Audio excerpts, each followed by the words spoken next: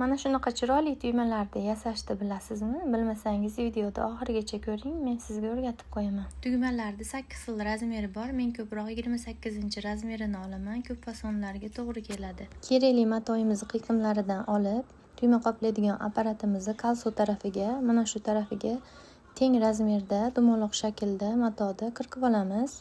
Bu chuqur tarafi, bu esa apparatga tushadigan tarafi.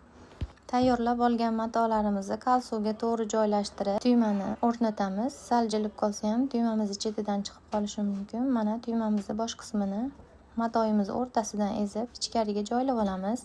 Prujinali nasatkamizga esa tugma qatiydigan tarafini o'rnatib, ikkosini yaxshilab yopib olamiz. Mahkamlab olgan nasatkalarimizni endi apparat yordamida qatirib, tugma yasab olamiz. Tugma qoplash uchun alohida apparatim bor.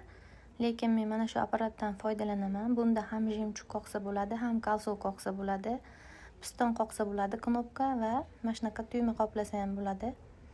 Universal apparatdan foydalanaman. Mana tugmamiz chiroyli ikki holatda ham, orqasi ham, oldi ham chiroyli holatda chiqdi. Asosiysi matoyimizni to'g'ri joylashtirsak, manaqa yonboshlaridan chiqib qolmasdan chiroyli qoplab beradi. Video yoqqan bo'lsa, yurakchani qizartirib, sahifamga obuna bo'lishni unutmang.